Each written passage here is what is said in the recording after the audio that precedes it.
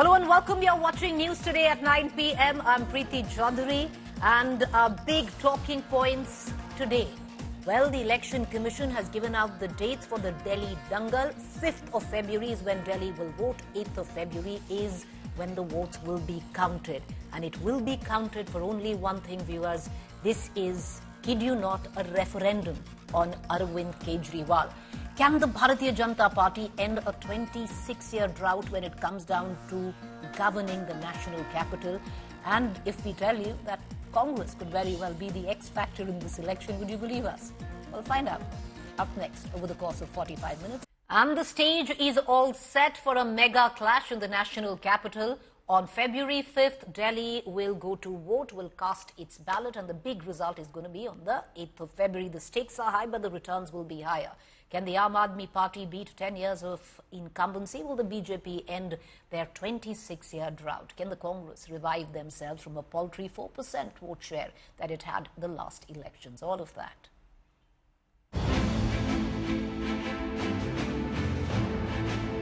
Delhi is all set for its biggest dangal. A three-way fight to finish between incumbent Aam Aadmi Party, challenger BJP and dark horse Congress. The elections to the 70-member Delhi Assembly will be held on February 5th in a single phase. And the winner of Delhi Dangal will be announced on February 8th. Date of poll is 5th and counting is 8th. And 5th again we have very deliberately kept Wednesday. क्योंकि हम सोचते हैं सब दिल्ली वाले vote करें, इसलिए इस बार भी महाराष्ट्र की तरह हमने इसको वेडनेसडे में रखा है. Entire election process after counting will be complete by 10th. The poll announcement sent political temperature sky high in freezing Delhi. 8 तारीख को अरविंद केजरीवाल जी से दिल्ली के लोगों को छुटकारा मिलेगा. ये चुनाव की तारीख कहीं खाली नहीं तय हुई. दिल्ली से आम आदमी पार्टी के प्रस्थान की तारीख भी आज तय हो गई है. आपकी परेशानियां, आप जिस भी जहरीली हवाओं में, जहरीला पानी, अपराध, महंगाई, बेरोजगारी से आपको कांग्रेस मुक्ति दिलाने जा रही है. हमें भरोसा है कि दिल्ली के लोग मिल करके फिर से दिल्ली में काम करने वाली अरविंद केजरीवाल की सरकार बनाएंगे. फिर लाएंगे केजरीवाल, फिर लाएंगे Kejriwal. The Aam Aadmi Party released its campaign song titled Fir Laenge Kejriwal, highlighting Aam Aadmi Party's welfare schemes. महिलाओं को सम्मान देता है दिल्ली का दिल में ख्याल. फिर लाएंगे केजरीवाल, फिर लाएंगे Kejriwal. The BJP hit back with own video invoking liquor scam, calling Kejriwal a Daruwalla और बूथ सेलर. शीश महल बनवाया खुद का जनता के पैसों से, झुग्गी वालों को दे दिया मकान के बदले अंगूठा. महंगी बिजली बस अब नहीं, पलटी बाजी बस अब नहीं, चैन की सांस हमें चाहिए, घोटालेबाजी अब नहीं. जनता को ठगने वालों पे प्रहार चाहिए, बहाने नहीं बदलाव चाहिए. दिल्ली में भाजपा सरकार चाहिए. BJP mounted heat on Chief Minister Atishi, invoking her parents' support to Parliament terror attack convict Afzal Guru, calling the family a terror sympathizer. ऐसा कहेगा शिक्षक जो अफजल गुरु की फांसी ना लगे उसके लिए हस्ताक्षर करे, तो ऐसा पिता किस लिए चाहिए? वो व्यक्ति हिंदुस्तान में पैदा ही क्यों हुआ था? उसको तो पाकिस्तान में पैदा होना चाहिए था. BJP's Kalkaji candidate Ramesh Biduri hit out at Atishi, calling her teary act a drama. तो ये विक्टिम कार्ड खेलने का एक नौटंकी करके घड़ियाली आंसू बहाते हैं. रात भी देखा होगा आपने कि मुख्यमंत्री जी किस प्रकार से घड़ियालू आंसू बहा रही हैं. मुख्यमंत्री जी को ये स्पष्ट करना चाहिए कि अपने पिताजी के वो जो अफजल गुरु के प्रति उन्होंने याचिका दायर की है, उस पर वो निंदा उनकी करती है, समर्थन करती है, ये क्लियर करें वो. Former Chief Minister Kejriwal hit back, calling BJP an abusive party. जो एक हमारे देश की पार्टी है, गाली गलौज पार्टी, कौन सी है? होती है, कहीं सोने के बिस्तर। Speaking to India Today, Chief Minister Atishi claimed that she might even be arrested by BJP. कुछ भी ना मिलने के बावजूद उनको अरेस्ट किया, सत्येंद्र जैन को अरेस्ट किया, अरविंद केजरीवाल जी को अरेस्ट किया। So the motive was to stop the work the Delhi government is doing. ऐसा नहीं है कि कोई पैसे की रिकवरी हुई, उनको कोई सबूत मिला, एंड फाइनली सुप्रीम कोर्ट ने एग्जैक्टली सेम चीजें कहीं भी। तो अगर आज मुझे अरेस्ट करने का प्लान है तो वो भी इसी कारण से है। Delhi now bracing for hectic electioneering for 4 weeks, which promises to be fiery. With Aishwarya Paliwal and Piyush Mishra in Delhi, Bureau Report, India Today. All right, let's open the Delhi dangal this evening. Joining me over the course of the next 40 minutes will be Mr. Manish Sisodia, former Deputy Chief Minister of the National Capital, recently in controversy for changing his seat from Patparganj to Jangpura. We'll also have with us Virendra Sachdeva. He's the BJP president, as well as Sandeep Dixit, son of Sheila Dixit, who this time around will be taking on Arvind Kejriwal from the constituency of New Delhi. Let's cut across right now to Manish Sisodia. But before that, let's take you through the big questions facing the Aam Aadmi Party on the eve of an election which is not just a prestige battle, viewers, but a referendum on Arvind Kejriwal. Can the Aam Aadmi Party overcome 10 years of anti-incumbency? Their first government was less than 50 days, and after that it was 10 years lagatar Arvind Kejriwal. Will he come back? Will corruption, Khas Aadmi tag, sink Aam Aadmi Party's electoral hopes? Will Revadi politics click for the Aam Aadmi Party again, bolstered by the Mahila vote? Let's take all these questions to Manish Sisodia, former Deputy Chief Minister, Delhi. I spoke to him a short while ago. Listen in.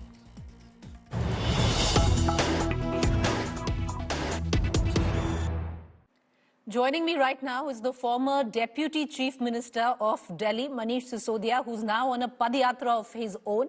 The dates have been decided. Manish ji, welcome for speaking to India Today.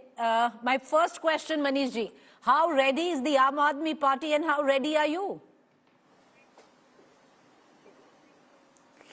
आम आदमी party पूरी तरह से तैयार है। आम आदमी party के कार्यकर्ता इंतजार कर रहे हैं शिद्दत से कि चुनाव की तारीख का ऐलान हो। तो आज तारीख का ऐलान हो गया और अब बस 5 फरवरी का इंतजार है सबको। लोग तैयार हैं, दिल्ली के लोग भी तैयार हैं कि वापस 5 तारीख को अपने अच्छे स्कूलों के लिए, अच्छी हेल्थ फैसिलिटीज के लिए, 24 घंटे बिजली के लिए, इन सारी फैसिलिटीज के लिए वोट करेंगे दिल्ली वाले। मनीष जी, 10 साल की एंटी इनकम्बेंसी है, ये चुनाव और चुनाव से थोड़ा अलग है। करप्शन के चार्जेस लगे नेताओं पे, आप पे लगे, और अब जो कैग रिपोर्ट आई है उसमें जो सीएम आवास है उस पे लेकर बहुत सारे सवाल उठा रही है बीजेपी के, कितना पैसा उस पे स्पेंड किया गया, क्योंकि आप तो आम आदमी पार्टी से थे और आम आदमी थे। क्या कहना चाहेंगे उन सबको? देखिए, ये बड़ा इंटरेस्टिंग है। इस वक्त हम लोग जनता में जा रहे हैं और जनता में ये जो एक पार्टी है ना, गाली गलौज पार्टी, इसने जितनी गालियां हमको दी हैं इनका कोई यकीन नहीं कर रहा है। लोगों को खुशी है कि यार ये ऐसी पार्टी है जिसने हमारे बच्चों को अच्छी एजुकेशन दी। मैं खुद जब गलियों में जाता हूं तो मुझे बच्चे मिलते हैं। आज भी मैं अभी जंगपुरा के एक छोटे से बस्ती में था और वहां मुझे 6-7 साल पहले मिले हुए बच्चे मिले। उन्होंने अपने फोटोग्राफ दिखाए कि जी हम ऐसे स्कूल में पढ़ते थे, अब स्कूल बहुत शानदार हो गया है। तो लोगों को तो काम दिख रहा है। लोगों की जिंदगी में केजरीवाल जी की सरकार की वजह से जो बदलाव आए हैं वो दिख रहे हैं। 24 घंटे बिजली दिख रही है, उनके घरों में बिजली के बिल 0 दिख रहे हैं। महिलाओं को 2100 रुपए मिलेंगे और उनको भरोसा दिख रहा है कि केजरीवाल जी ही कर सकते हैं। ये गाली गलौज पार्टी गाली देती रहेगी, हम लोग काम करते रहेंगे। हमने पिछले 10 साल भी यही किया है। गाली गलौज पार्टी वाले लोग गाली देते रहे, गाली गलौज करते रहे, हम लोग काम करते रहे। लोगों को काम पसंद आ रहे हैं केजरीवाल जी के। पर मनीष जी, अगर दिल्ली वासियों को यही सब दिख रहा होता तो ऐसा क्या हो गया कि आम आदमी पार्टी को 30% ऑफ इट्स एमएलएज उनको ड्रॉप करना पड़ा, कि जो former deputy CM Manish Sisodia ji को अपनी सीट चेंज करनी पड़ी पटपड़गंज से, अब आप जंगपुरा लड़ रहे हैं? नहीं, मेरी सीट के चेंज के पीछे तो मैंने वजह बताई कि अवध ओझा जी वहां से लड़ना चाहते थे। वो आए ही शर्त पे थे मुझे कह के कि आप अपनी सीट से अगर चुनाव लड़ा दोगे तो मैं लड़ूंगा। मैंने कहा आप आ जाइए, मैं तो पूरी दिल्ली का डिप्टी सीएम रहा हूं, पूरी दिल्ली में मुझको प्यार मिला है, मैं चाहे कहीं से लड़ लूंगा। कुछ एमएलएज को हो सकता है हमारे सर्वेज जो, क्योंकि हम सर्वे के आधार पर टिकट देते हैं, तो वहां उनके अपने कामकाज में उनके अपने लोकल इश्यूज की वजह से उनकी पॉपुलैरिटी उतनी ना रही हो जो सर्वेज में निकल के आया, उनके टिकट चेंज कर दिए। लेकिन ओवरऑल चुनाव किस लिए हो रहा है, इसलिए ना एमएलए इंपॉर्टेंट है ना मैं इंपॉर्टेंट हूं। इंपॉर्टेंट है कि क्या शिक्षा का जो काम पिछले 10 साल में हुआ वो आगे बढ़ेगा, क्या जो 24 घंटे बिजली हुई, जो बिजली के बिल जीरो आते हैं वो आगे बढ़ेंगे। आज दिल्ली में एक आम आदमी को 200 यूनिट बिजली फ्री मिल रही है और 400 यूनिट तक के 900 रुपए 800 रुपए देने पड़ रहे हैं। वही आम आदमी गाजियाबाद में 4000 रुपए दे रहा है, नोएडा में 4000 रुपए दे रहा है उस बिल के, जो दिल्ली का निवासी 900 रुपए दे रहा है 400 यूनिट के। 200 यूनिट बिजली जीरो मिल रही है, नोएडा में 2000 रुपए दे रहा है, 2500 रुपए दे रहा है उसके लिए। तो लोगों की जिंदगी में जो बदलाव आए हैं, लोग उस पर वोट करने वाले हैं और लोग चाहते हैं कि वो आगे कंटिन्यू हो। और अरविंद केजरीवाल जी ने तो 2-3 बड़े और प्रॉमिस किए हैं दिल्ली के लिए, आगे के लिए, गारंटी के लिए, जैसे महिलाओं के लिए मैंने कहा, बुजुर्गों के लिए 60 साल से ऊपर के सब लोगों के लिए फ्री इलाज की बात उन्होंने कही है, मंदिरों के पुजारियों के लिए और ग्रंथियों के लिए उन्होंने सम्मान राशि की बात कही है हर महीने की। ये सारे प्रॉमिस भी पूरे करेंगे तो लोग इसके लिए वोट देना चाहते हैं। लोग इनकी गाली गलौज पे इन पे नहीं देना चाहते हैं। ये कहते हैं हम आपके शीश महल की बात करेंगे, घर की बात करेंगे, मुख्यमंत्री ने घर बनवा दिया। हम कह रहे हैं यार हमने बच्चों के लिए स्कूल बनवाए, वो देख ले, उस पर बात कर लेते हैं। शीश महल पे भी बात कर सकते हैं, स्कूल पे भी करो ना आके बात। मनीष जी, क्योंकि मैं ये कह रही थी ये चुनाव थोड़ा अलग है। आपने बोला कि हाँ पॉपुलैरिटी कम थी और हमने वही किया, अगर एमएलए पॉपुलर नहीं है उसे ड्रॉप किया, तो 30% आपने वहां ड्रॉप कर दिए। फिर आम आदमी पार्टी ने एक और चीज करी है जो पहले कभी नहीं करी। जो बाहर के लोग हैं जैसे जितेंद्र शंटी बीजेपी से अपनी पार्टी में ले लिए, फिर चौधरी मतीन अहमद कांग्रेस से अपनी पार्टी में ले लिए। क्या अब आम आदमी पार्टी वही कर रही है जो पहले बीजेपी करती है, हमेशा सिर्फ विनेबिलिटी देखना, ये चुनाव जीत सकता है इसको ले लो? नहीं, विनेबिलिटी तो देखिए, चुनाव तो जीतने के लिए लड़ा जाता है। चुनाव कोई ऐसा थोड़ी है कि आओ जी हम बहुत अच्छे लोग हैं, हम चुनाव लड़के देखना चाहते हैं। चुनाव तो हम 2013 से जीतने के लिए लड़ते हैं और 2013 में भी हमने ये प्रयोग किए थे, 2015 में भी किए। बहुत सारे पार्षद उस समय भी आए, बहुत सारे लोग उस समय भी आए। तो ऐसा नहीं है, इंक्लूसिवनेस लेके चलेंगे, लेकिन हमारे कुछ पैरामीटर्स हैं, उससे आगे जो पार्टी में आना चाहता है हम हमेशा स्वागत करते रहे हैं उसका। देश भर में किया है हमने, अलग अलग राज्यों में हम चुनाव लड़े, वहां करते हैं। लेकिन आज दिल्ली का चुनाव किस मुद्दे पे हो रहा है? केजरीवाल जी के काम पे हो रहा है, केजरीवाल जी के ऊपर भरोसे पे हो रहा है। और वही भरोसा दिल्ली की जनता का केजरीवाल जी को दोबारा मुख्यमंत्री बनाएगा। मुख्यमंत्री कौन बन रहा है? भारतीय जनता पार्टी के पास में आज ना नेता है, ना दिल्ली के लिए कोई एजेंडा है, ना उनके पास में कोई टीम है कि ये टीम काम करके दिखाएगी, बस गाली गलौज है। आप कह रहे हैं जो अच्छे हैं, जो आना चाहें, जैसे शंटी जी आए, मतीन अहमद जी आए, उनको आना चाहिए, पर बहुत छोड़ के भी गए। आप ही के खुद के कॉलीग कैलाश गहलोत छोड़कर पार्टी गए हैं, राजकुमार आनंद, राजेंद्र पाल, इन सब ने पार्टी छोड़ी और कहा है कि अब आम आदमी पार्टी नहीं रही। अब जनता तय करेगी आम आदमी पार्टी कितनी आम है, आम लोगों के लिए कितना काम करती है। जनता को स्कूल पसंद है कि नहीं पसंद है, जनता को स्वास्थ्य की सुविधाएं पसंद है कि नहीं पसंद है, जनता को केजरीवाल जी पे भरोसा है कि नहीं है, जनता तय करेगी आने वाले चुनाव में। सबसे बड़ा मुद्दा इस बार मनीष जी जो बीजेपी बार बार उठा रही है वो है सीएम आवास पर जो पैसा और स्पेंड किया गया और कैग रिपोर्ट। आपको लगता है इससे डेंट पड़ सकता है? देखिए, भारतीय जनता पार्टी जैसा मैंने कहा एक प्रोपेगेंडा चलाती है। साहब केजरीवाल जी ने ऐसा मकान बना लिया जिसमें स्विमिंग पूल है, जिसमें सोने के टॉयलेट्स लगे हुए हैं, जिसमें मिनी बार लगा हुआ है। पूरा मैं देख रहा हूं 2-3 दिन से उनके प्रवक्ता यही कहते घूम रहे हैं, इसी तरह की गाली गलौज कर रहे हैं। इसीलिए आज हमने कहा कि चलो भाई देख लेते हैं। अरविंद केजरीवाल जी के मुख्यमंत्री रहते हुए जो सीएम आवास बना, उसमें स्विमिंग पूल कहाँ है जाके ढूंढ लेते हैं। हमें तो दिखाई नहीं दिया, मैं भी इतने दिन गया हूं उसमें सोने के टॉयलेट्स कहां पर हैं, उसमें मिनी बार कहां पर है, ढूंढ लेते हैं। उसमें भारतीय जनता पार्टी ने प्रोपेगेंडा चलाया है।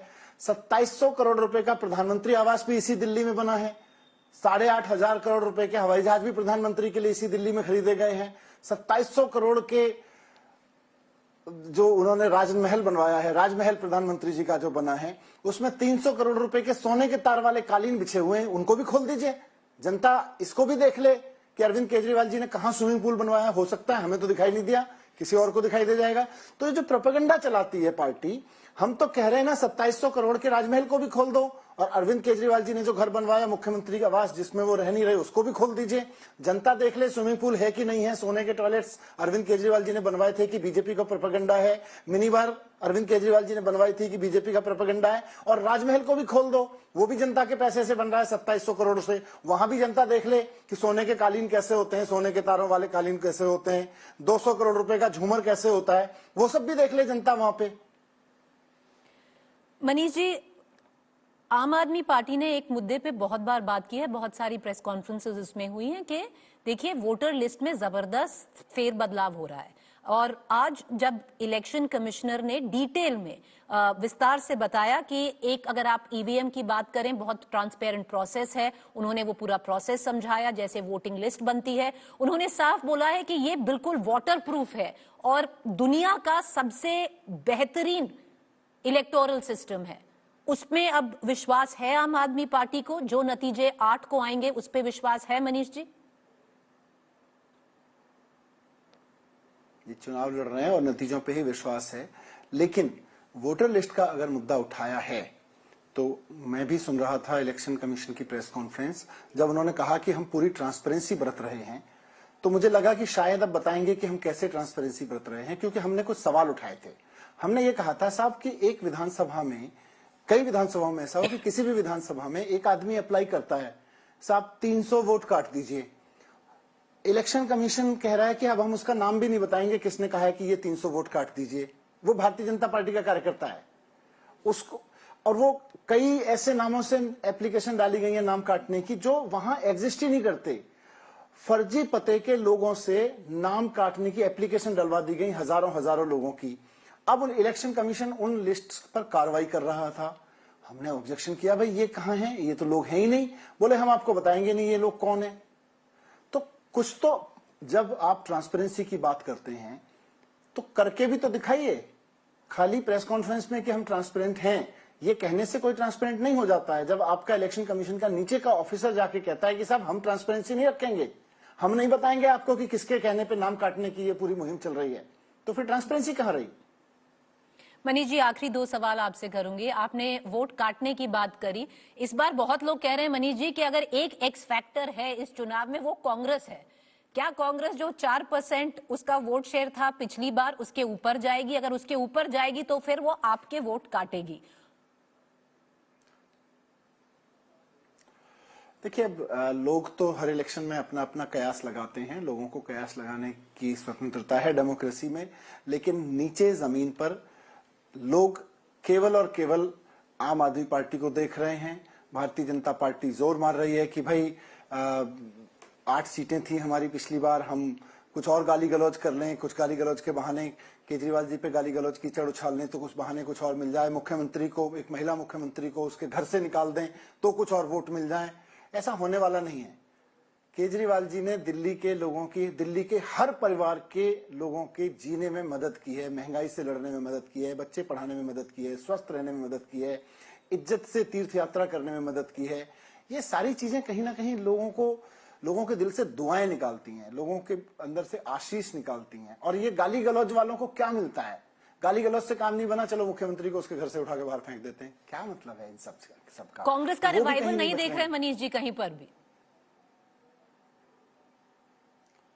नहीं, कहीं मुझे तो कहीं दिखता नहीं है कि कांग्रेस का कहीं रिवाइवल हो रहा है। लोगों को तो केजरीवाल जी दिख रहे हैं और भारतीय जनता पार्टी, क्योंकि इनके पास में खूब पैसा है, ये प्रचार करती दिख रही है, लोगों के सामने गाली गलौज करती दिख रही है।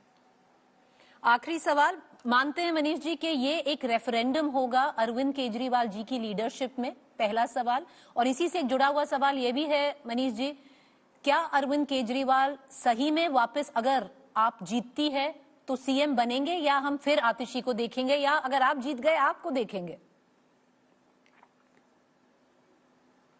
नहीं, मुख्यमंत्री अरविंद केजरीवाल जी ही बनेंगे और इसीलिए हमने अरविंद केजरीवाल जी ने जब इस्तीफा दिया था तो ये कह के दिया था कि भाई भारतीय जनता पार्टी ने कीचड़ उछाला, इन्होंने गाली गलौज की, इन्होंने झूठे आरोप लगवा के मुझे जेल भिजवाया। अब ये मुकदमा चलेगा, उसमें ये सारे आरोप झूठे साबित होंगे, उसमें टाइम लगेगा, इसलिए उन्होंने इस्तीफा दिया। उन्होंने कहा कि मैं दिल्ली की जनता के बीच जाऊंगा और दिल्ली की जनता अगर मुझे ईमानदार मानती है तो दिल्ली की जनता मुझे मानती है कि मैं उनके लिए काम करता हूं, मेहनत करता हूं, ईमानदारी से काम करता हूं, तो मुझे दोबारा उस पद पे बिठाए। उसके बाद फिर वो उस पद पे बैठेंगे और काम करेंगे। पर मनीष जी, केस तो अभी भी चल रहा है। कोर्ट ने ये भी कहा रखा है कि अरविंद जी कोई ना सीएम मतलब कोई फाइल नहीं साइन कर सकते, कुछ नहीं कर सकते। तो अगर बन गए तो उसका क्या मतलब हुआ? टेक्निकली तो वो कोई साइन फिर नहीं कोई फाइल फिर नहीं साइन कर पाएंगे। नहीं, ऐसा नहीं कहा है। बहुत सारी चीजें, क्योंकि उन्होंने कहा है कि एलजी के पास जाने वाली फाइलें साइन होंगी तो एलजी के पास जाने वाली फाइलें साइन होती रहेंगी। कोर्ट ने कहीं कोई पाबंदी नहीं लगाई और बहुत सारी पाबंदियां इस बीच में, आप देखिए मेरे ऊपर भी बहुत पाबंदियां लगाई हुई थी कि मैं हर हफ्ते जाके कोर्ट से परमिशन से, ईडी से, सीबीआई में जाके हाजिरी दूंगा। मैं थोड़े दिन बाद कोर्ट में गया कि जी इस पाबंदी की जरूरत नहीं है, हटा दी। बहुत लोगों के ऊपर बहुत पाबंदी लगती है, वो हट जाती हैं, हट गई हैं बहुत सारी, इसी केस में हट गई हैं। कितनी पाबंदी हट गई हैं, वो कोई इश्यू नहीं है। और ऐसी कोई पाबंदी नहीं है कि मुख्यमंत्री जी के रूप में काम ना कर सके। कोर्ट ने कोई मुख्यमंत्री बने रहने पर पाबंदी नहीं लगाई है जी। पर वो जो भी वो, क्योंकि ये ऑब्जर्वेशन बीजेपी ने किया था और वो पिछले वाले टर्म का था, ये नया टर्म है। पर सीएम बनेंगे कि नहीं, पहले आम आदमी पार्टी वो जीते चुनाव। Good luck Manish ji, may the best party win and good luck on your padyatra as well as in your constituency sir. May the best man और the best candidate win. Thank you. Thank you, thank you, thank you Manish ji, thank you. All right, so that was my conversation with Manish Sisodia earlier. Let's now quickly cut across because the main contender in all of this, viewers, is the Bharatiya Janata Party. And Bharatiya Janata Party looking and hoping to end a 26-year drought. They haven't been in power for 26 years. The last time around, Sahib Singh Verma was removed as a Delhi Chief Minister by the BJP to bring in Sushma Swaraj. And then one saw was an 11-year rule of Sheila Dikshit. And then, of course, was the Aam Aadmi Party. With no chief ministerial face, this will backfire for the BJP, or will it make it more of a contest on anti-incumbency and less of a contest on a personality? Can the BJP leverage the Haryana-Maharashtra momentum? And finally, one of the biggest agendas of the BJP, pole plank of the BJP, rests on the Sheesh Mahal charge. Will it stick when it comes down to the voters, especially the middle class? Because, viewers, the BJP's vote bank is primarily the middle class. But strangely, every election in Delhi, which is the Vidhan Sabha election, we've seen the middle class voting for more for the Aam Aadmi Party. Last time around, it was 55%. So will that middle class this time say no and go back to the BJP? Let's take all these questions to the BJP Delhi State President. Joining me is Virendra Sachdeva. Virendra ji, बहुत शुक्रिया कि आप हमसे जुड़े। मेरा पहला सवाल, दिल्ली के दंगल की डेट्स अनाउंस हो गई हैं, पर अभी तक अखाड़े में मेन फेस कौन रहेगा वीरेंद्र सचदेवा जी बीजेपी से? ना सीएम फेस का होना कितना भारी पड़ सकता है बीजेपी को? बीजेपी बिल्कुल तैयार है और 5 तारीख जो है वो दिल्ली की जनता बदलाव के लिए तैयार है। और निश्चित रूप से जब 8 तारीख को परिणाम आएगा, दिल्ली में आपदा सरकार जाएगी और भाजपा की सरकार आएगी। और जहां तक दूल्हे की बात है, हम पहले भी कहते रहे, हमारा दूल्हा हमारा कमल का निशान है। और ऐसा कोई दिल्ली में पहली बार नहीं हो रहा है। छत्तीसगढ़, उड़ीसा, महाराष्ट्र, मध्य प्रदेश, राजस्थान, सब जगह हम ऐसे ही चुनाव लड़ते हैं। हमारी अपनी रणनीति है और मुझे नहीं लगता कि हमें दूसरे के दबाव में अपनी रणनीति बदलनी चाहिए। सचदेवा जी, आप कह रहे हैं कि कमल का निशान आपका दूल्हा है, पर बैंड बाजा बारात सब तैयार है। पिछले 26 सालों से वीरेंद्र जी आपके दूल्हे को मौका नहीं मिला है कि वो फेरे पे आ जाए। अब कैसे है, कैसा ये 25 या 26 साल का जो ड्राउट है बीजेपी का, आप एंड करोगे दिल्ली में? नहीं, उसके कुछ और रीजन है। 15 साल कांग्रेस की सरकार रही, 10 साल अरविंद केजरीवाल की सरकार रही। दिल्ली में 93 से 98 जो हमारी सरकार थी, उस सरकार ने अच्छा काम किया था। 98 में सरकार जाने के अनेक कारण थे, लेकिन मैं आज बड़ी ईमानदारी से कहूं तो दिल्ली में डिलिमिटेशन एक बहुत बड़ा कारण है चुनाव का। लेकिन पिछले 10 सालों में जिस तरह से दिल्ली को लूटने और ठगने का काम किया गया है, जिस तरह से दिल्ली को लूटने का काम किया गया है, मुझे अब लगता है कि दिल्ली में हर दिल्ली वाला एक भ्रष्टाचार मुक्त दिल्ली चाहता है। दिल्ली में इससे ज्यादा भ्रष्टाचार, करप्शन मैंने अपनी लाइफ में नहीं देखा। मुझे भी आज 35 साल हो गए काम करते हुए, लेकिन इस तरह से दिल्ली को बर्बाद होते हुए अपनी आंखों से देखना हर दिल्ली वाले के लिए बहुत दर्द है दिल में। और उस दर्द का इलाज अब यही है कि दिल्ली बदलाव के लिए तैयार हो।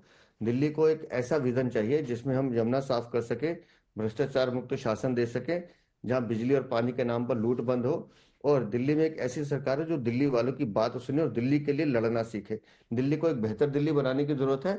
आज दिल्ली विश्व की सबसे प्रदूषित राजधानी कही जाती है, और है भी, सबको महसूस होता है।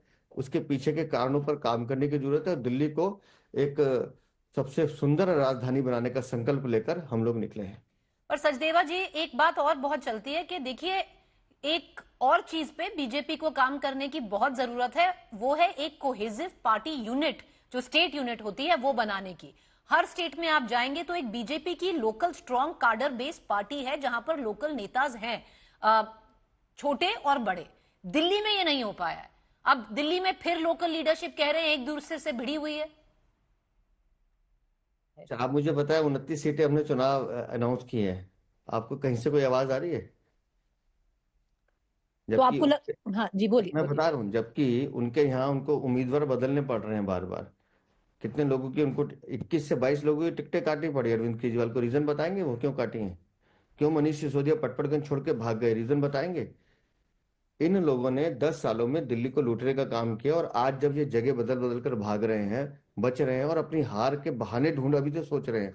आज चुनाव आयोग ने बिल्कुल स्पष्ट कर दिया कि जिस चुनाव आयोग पे आप आरोप लगा रहे हैं, और मैं हैरान हूं कि 2-2 राज्यसभा सांसद शनिवार इतवार को जाकर चुनाव आयोग के दफ्तर में अधिकारियों को धमकाने का काम करते हैं। चुनाव मतदान के जो लोग काम करे, कर्मचारी, उनको धमकाने का काम करते हैं। तो दिल्ली में ये ऐसे चुनाव जीतना चाहते हैं क्या? तो दिल्ली में दिल्ली वालों को इनकी हकीकत पता चल चुकी है, कैसे इन्होंने दिल्ली को बर्बाद किया। शीश महल पे बात करने को तैयार नहीं है। पीडब्ल्यूडी डिपार्टमेंट कह रहे हैं कि हमने जो इन्वेंट्री बनाई है, उस इन्वेंट्री में जो सामान आया हमने दिया ही नहीं है। तो वो करोड़ों रुपए का भ्रष्टाचार का सामान आया कहां से? वो तो इनको जवाब देना पड़ेगा कि किस तरह से दिल्ली को लूटने का काम किया इन्होंने। तो अपनी चोरी, अपने भ्रष्टाचार को छुपाने के लिए ये लोग भागते हैं, लेकिन अंततः दिल्ली को लूटने वालों को अब जब जवाब देने का वक्त आया है, तो अब ये भागते हैं वहां से। पर सचदेवा जी देखिए, चलिए, आम आदमी चुनाव जीतेगी नहीं जीतेगी, पर भाजपा ये चुनाव कैसे जीतेगी?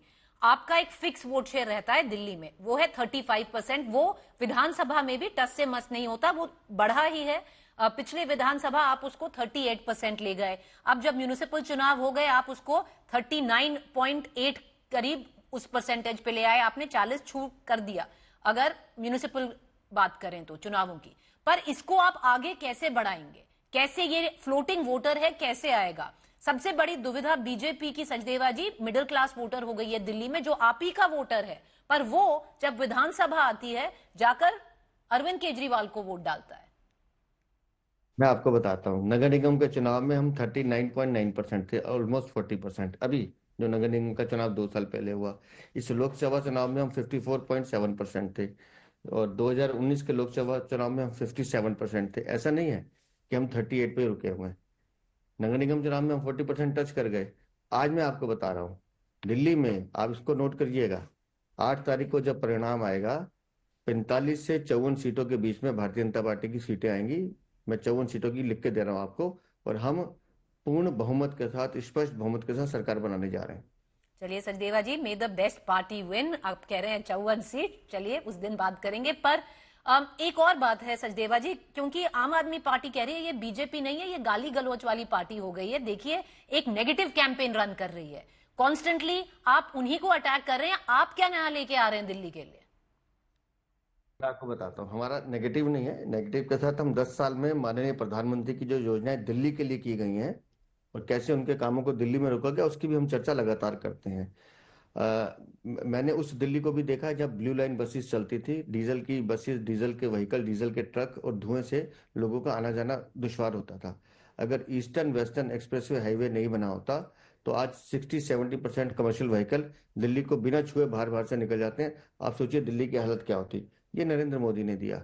मेरठ एक्सप्रेसवे, हम मेरठ जाते थे 1.5 से 2 घंटे लगते थे, आज 40-45 मिनट में पहुंच जाते हैं। ये नरेंद्र मोदी ने दिया। दिल्ली मुंबई एक्सप्रेसवे, ये नरेंद्र मोदी ने दिया। द्वारका एक्सप्रेसवे, आज गुड़गांव से सोनीपत जाइए, देखिए कितनी जल्दी पहुंचते हैं आप अपना एयरपोर्ट से, ये नरेंद्र मोदी ने दिया है।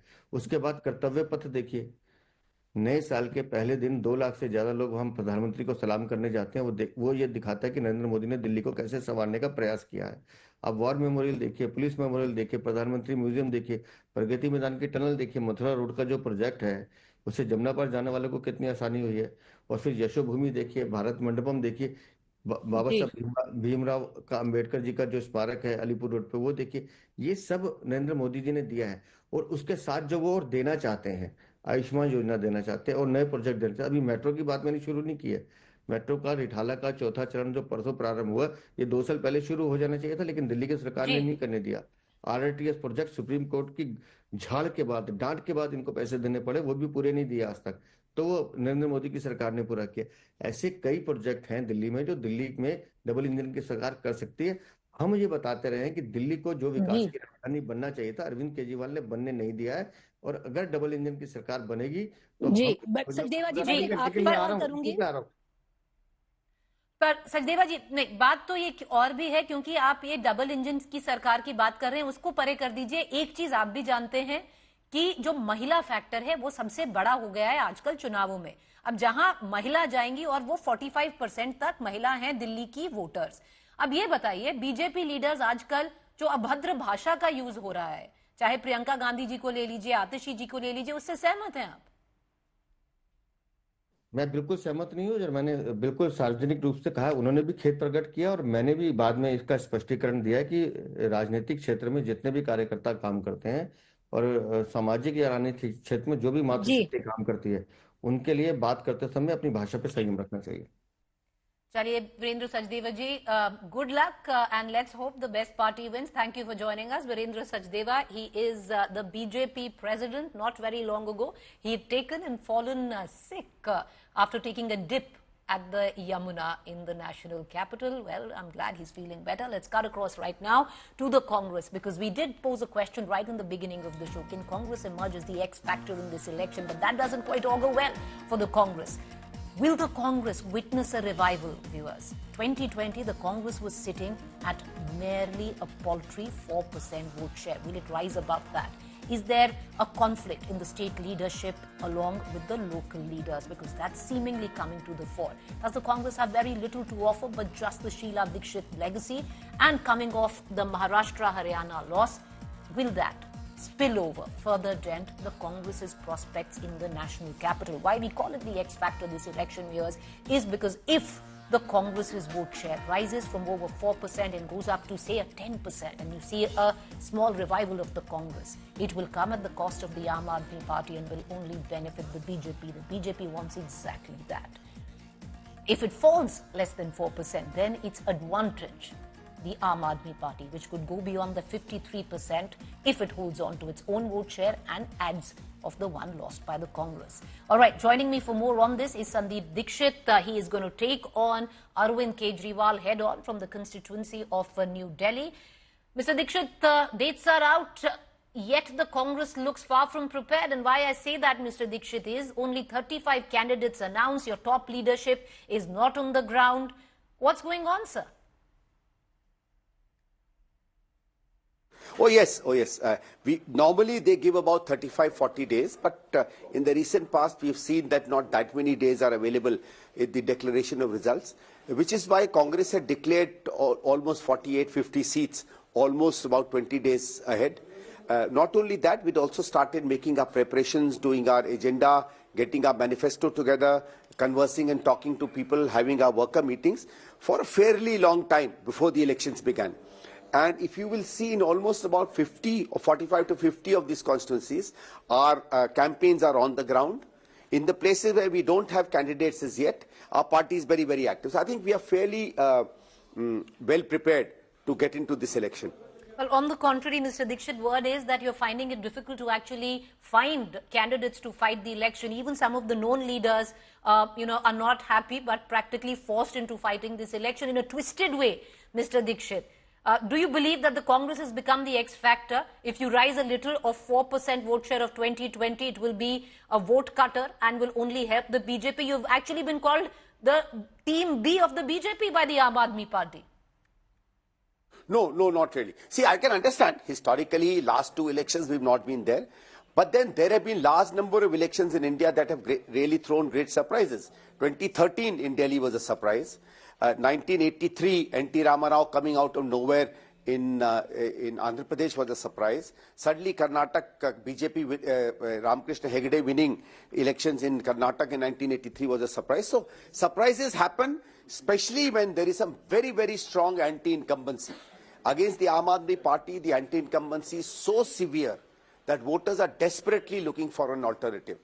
And after almost 10 years, especially in the last 2-3 years, they're now finding a very, very credible, a very warm and an acceptable alternative in the Congress. So I think a very large number of voters from Aam Aadmi will come back to us. And I must also put it, there is a fair amount of voters who normally vote for BJP, who also want development. They remember the Delhi that Sheila Ji had built.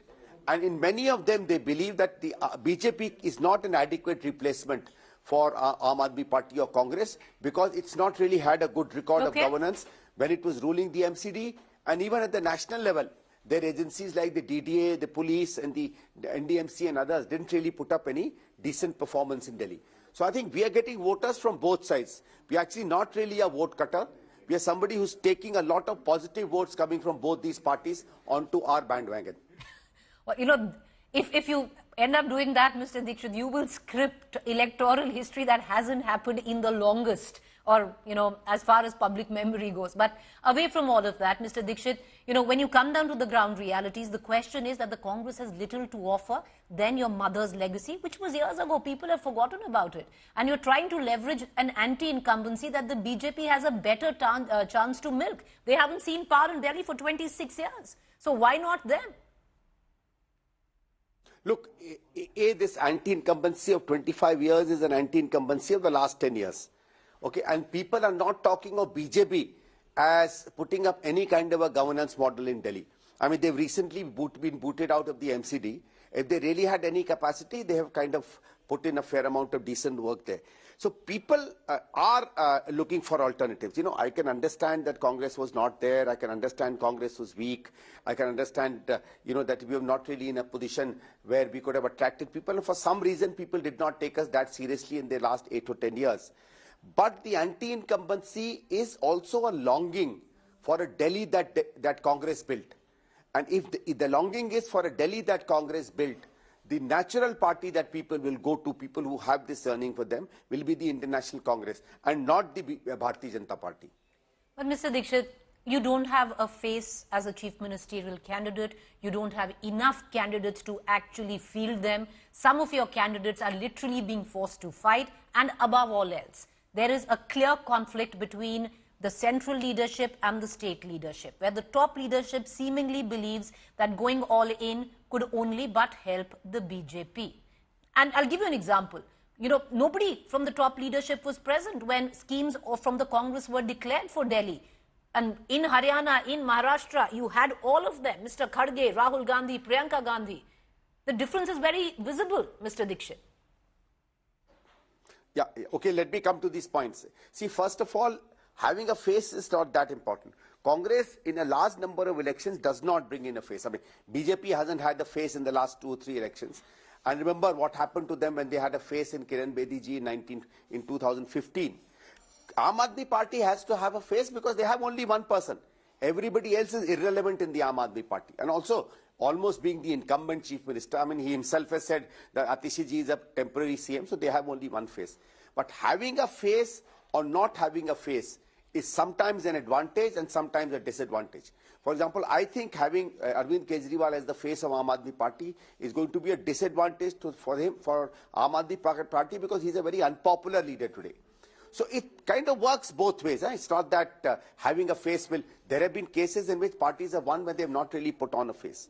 Your second point, whether we've been able to put up candidates in all 70 or not, we have put up about 45 to 50. Congress has never been in the habit, traditionally, whether it's right or wrong is anybody's choice to take. We've not really been in the business of declaring our candidates too early. Some parties do that. Congress has never been in the practice of doing that. And in that sense also, BJP is probably also announced just about 25-30. We have about 20-25 seats left. The process of selecting people there is going on. And I'll tell you, if the unfortunate incident of Dr. Manmohan Singh ji having passed away had not happened, perhaps much of this would have already happened. We would have declared many of our promises, and many of our candidate lists would also have come out by now. You know, Mr. Dixit, this is the second time you've skirted my question on the top leadership not being on the same page with the state leadership, but I'm going to let it rest. I'm going to ask you one quick question before I let you go, Mr. Dixit, and that stems from what the Election Commissioner said today. He went into great detail to suggest and say and ally all fares that have been coming in on the EVMs and the voting list. Both the Aam Aadmi Party and the Congress have raised multiple issues on either the voter list as well as the EVMs. Now, your party in Maharashtra and Haryana have contested the EVMs and the functioning of how the election was conducted. Do you believe that this will be a free and fair election? Look, whether the arguments of the Election Commission are right or wrong are not going to that. Fact is, there is very little trust in a large number of people on the EVM system. Many instances have come out. There have been cases where people have said that the areas voted for a particular party, results were very, very opposite to that. I mean, I was very surprised. There was a case where a village in Maharashtra said that they voted Congress. Congress did not get a single vote there. They decided to do a mock polling, and mock polling anybody can do. That mock polling was banned by the imposition of curfew by the state government. I mean, why? I mean, mock polling is not an illegal exercise. I suppose it was done because party there was scared that a mock polling might actually expose the fact that the polling itself was not true to what people said. Since the polling never took place, we cannot come to a definite answer. But there are a large number of instances where Election Commission is not able to satisfy what people's basic feeling is that it's not a fair election. So I think in that sense, there is no problem in going back to manual balloting. I've been part of a manual balloting process, and it's not that complicated. The counting just takes about a little more time. But the very reason, because it was so complicated and easy to rig, is why we moved to the EVMs. But that's a topic of debate on another day. I thank you for joining us, Mr. Dixit. Good luck, and may the best party win. Exactly all three of you. You've spoken to Manish Sisodia, former Deputy Chief Minister Delhi, Sandeep Dixit, who's now taking on Arvind Kejriwal from New Delhi, and the BJP State President Delhi, Virendra Sachdeva. All three of them, thank you for sharing your views on the day where the dates of Delhi have been announced. We wish all three of you well. Meanwhile, coming back to the Election Commission and the press conference, right before announcing the Delhi dates, the Election Commissioner today rubbished claims of electoral roll manipulation, tampering of EVMs, and alleged irregularities in voter turnout. It's something we've seen come up very, very often after Haryana elections, Maharashtra elections. We've had the Congress approach the Election Commission where they thought that the election was manipulated. The poll panel today issued a point-by-point rebuttal. Listen in. आरोपों और इल्जामात का दौर चले कोई गिला नहीं. आरोप और इल्जामात का दौर चले कोई गिला नहीं. झूठ के गुब्बारों को बुलंदी मिले कोई शिकवा नहीं. हर परिणाम में प्रमाण देते हैं, पर वो बिना सबूत शक की नई दुनिया रौनक करते हैं, और शक का इलाज तो हकीम लुकमान के पास भी नहीं. A poetic response from the Chief Election Commissioner to an explosive political controversy.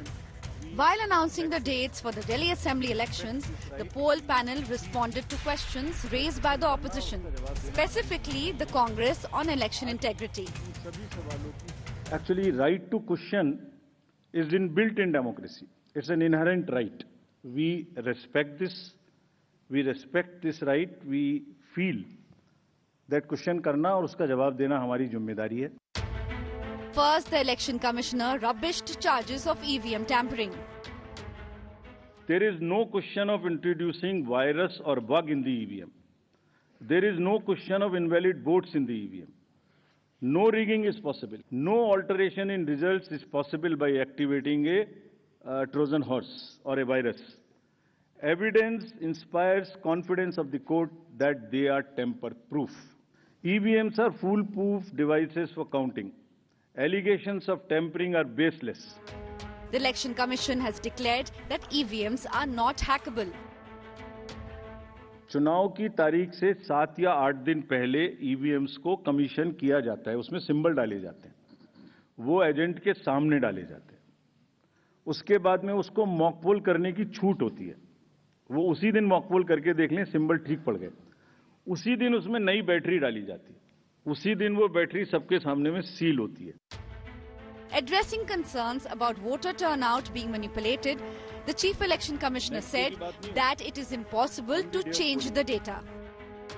Crore सौ वोट बढ़ा दिए गए। शाम 5 से 6 बजे के बीच बताइए कि लंबी लंबी कतारें कहाँ थी, हमें सीसीटीवी दिखाइए, इस तरह के प्रश्न हमसे पूछे गए। It's a misconceived narrative. Since the Maharashtra poll surprise, the opposition's EVM doubters became vocal again. Will the Election Commission's clarification be enough to put the EVM debate to rest? Bureau Report, India Today. Well, I doubt that's going to come to a rest anytime soon. But today, viewers, while we're all focused on the Delhi dates, dates for by-elections in UP's Milkipur seat has been announced, and that's a prestige battle in Uttar Pradesh. Milkipur is the assembly seat of Ayodhya. Polling will take place on 5th February, and results there will be announced on the 8th of February. Now, in the recently concluded by-polls to 9 seats, Milkipur was supposed to be one of them, but was held back. The BJP reclaimed its prestige in the other 9, winning 6. Now, Samajwadi Party chief Akhilesh Yadav today hit out at BJP, claiming the party will try to loot votes yet again.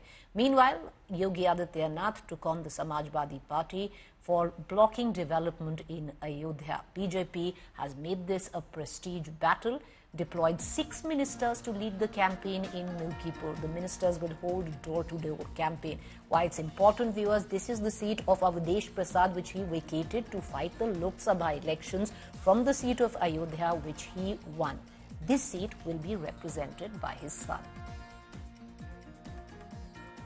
की लूट हुई, जो police प्रशासन के माध्यम से vote पड़वाए गए, जो वीडियो निकले, तस्वीरें आई, उससे आम जनमानस जान गया कि इन्होंने चुनाव नहीं कराया, इन्होंने पुलिस के माध्यम से वोट लूटे हैं।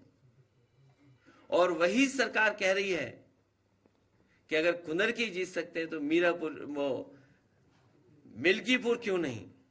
चाहे 1 बार जाए, चाहे 8 बार जाए, चाहे 10 बार जाए, चाहे 12 बार जाए, चाहे रोज जाए, उसका असर मिल्कीपुर के देवतुल्य मतदाताओं पर, मिल्कीपुर के सम्मानित बुजुर्गों पर, सम्मानित नौजवानों पर, सम्मानित माताओं पर, बहनों पर और सम्मानित सभी वहां के सम्मानित नागरिकों पर कोई असर नहीं होना है। वहां डिसीजन हो गया है। अखिलेश यादव कह रहे हैं कि जैसे हमने अयोध्या की लोकसभा सीट जीती है, हम वैसे ही मिल्कीपुर भी जीतने वाले हैं। और भी जगहों पे वो जीत सकते थे, क्यों नहीं जीत लिया? 8 सीटें वो हारे हैं। तो मुझको लगता है कि वो अब उनकी हताशा है, क्योंकि वो जो समाज को बांटने का काम वो लोग करते थे, समाज एकजुट हो चुका है, मातृशक्ति एकजुट हो गई है पूरे देश की, पूरे प्रदेश की। तो मुझको लगता है ये भारतीय जनता पार्टी की दोनों सरकारों की बहुत बड़ी जीत है। जितने काम किए हैं, सपनों की बात है, वो सपने पूरे होने जैसा है। तो जिसके सपने पूरे होंगे वो कहीं न कहीं से किसी के फरेब, किसी के जाल में नहीं। Tragic news coming in from Tibet. A massive earthquake has struck the base of the Himalayas, leaving a trail of devastation in its wake. Tibet is now grappling with the aftermath of a powerful 7.0 magnitude tremor, claiming over 100 lives. Rescue teams are working tirelessly. The tremors were felt in Nepal and even parts of India.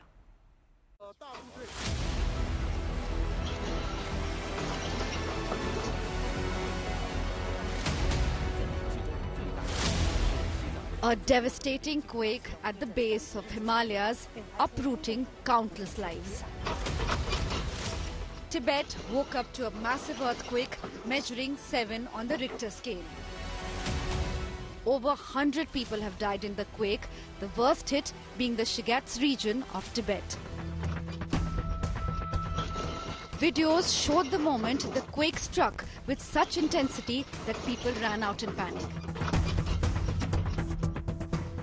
Dingri, the closest point to Mount Everest, witnessed widespread damage and destruction as buildings came crashing down. Rescue officials raced against time to pull out locals from the debris. Just as Tibet was reeling from the quake, came the aftershocks that led to widespread panic among residents. Neighbouring Nepal also felt the impact of the quake as Kathmandu felt strong tremors as a result of the quake.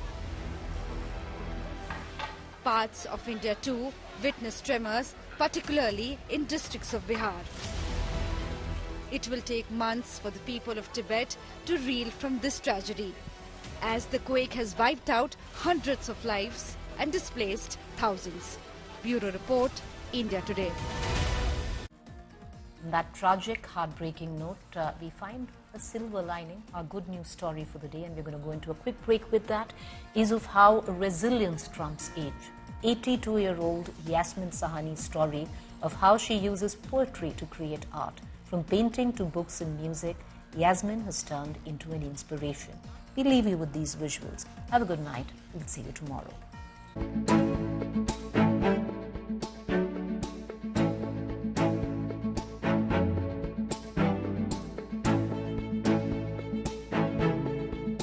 This is the inspiring story of 82-year-old Yasmin Sahani, a woman whose energy and resilience defy her age. Despite facing numerous challenges in her life, including the loss of her husband and son, Yasmin's spirit remains unbroken. हिम्मत तो कभी हारनी ही नहीं, उठो और चलो। भगवान ने ये कहा उठो और चलो, बस मैं उठ के चलती हूँ। लेडीज के लिए मेरा एक संदेश जरूर होता है, काम करते रहो, चुन के काम करो जो तुम्हें पसंद है, सिर्फ अपनी इज्जत को कभी डाउन मत होने दो।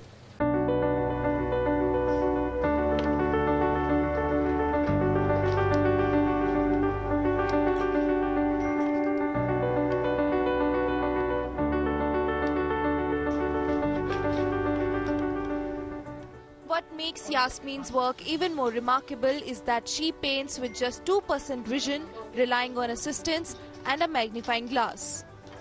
Beyond painting, Yasmin has written 2 highly praised books and is also a talented singer and guitarist.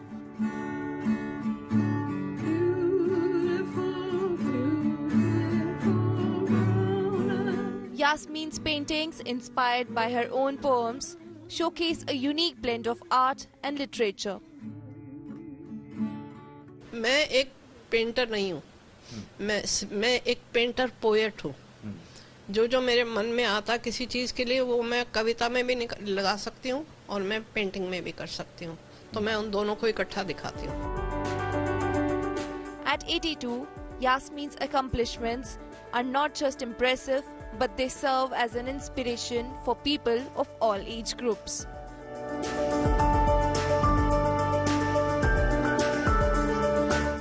Bureau Report, India Today.